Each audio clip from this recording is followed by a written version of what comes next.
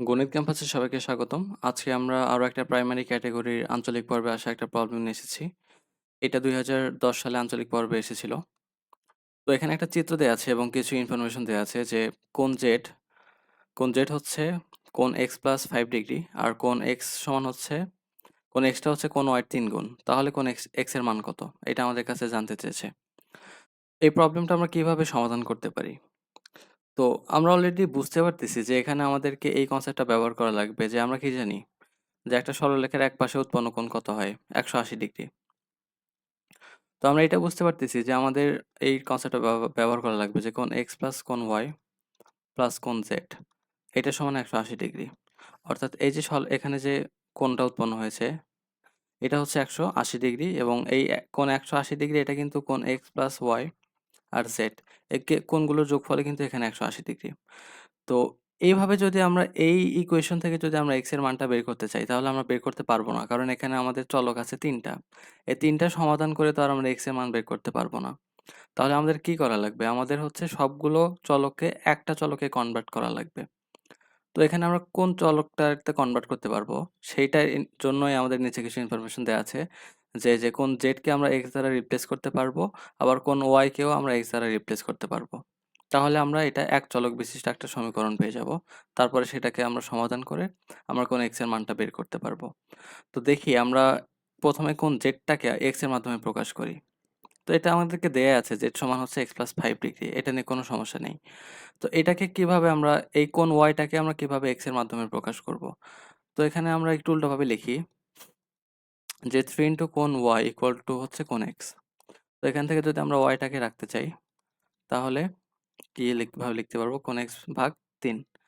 এই যে কোণ y টাকে আমরা x এর মাধ্যমে প্রকাশ করে ফেললাম।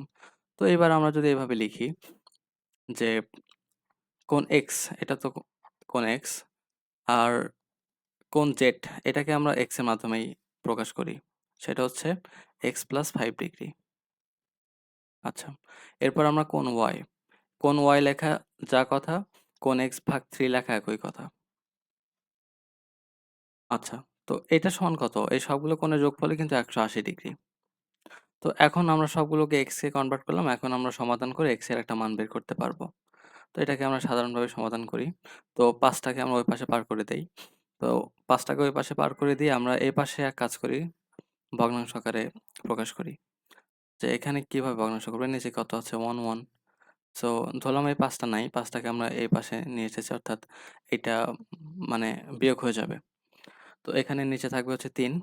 সো এখানে পড়ে থাকবে হচ্ছে x, 3x এখানেও থাকবে হচ্ছে 3x আর এখানে তো 1, 1 এখানে জাস্ট x ই থাকবে। তো এটা সমান কত হয়ে যাবে? ১৮০ এর মধ্যে থেকে ৫ বাদ দিতে হবে। থাকবে হচ্ছে ১৭৫ ডিগ্রি। আচ্ছা। তো উপরে কয়টা x থাকতেছে? ৩ টা, এই যে আরো ৩ টা ৬ টা আর একটা ৭ টা। তো আমরা লিখবো এভাবে যে 7 ক x এটা ভাগ ৩ এটা সমান হবে হচ্ছে ১৭৫ ডিগ্রি। তো আমরা যদি এভাবে লিখতে চাই যে x 7x সমান কত হতে যাচ্ছে? ১৭৫ ডিগ্রি গুণন 3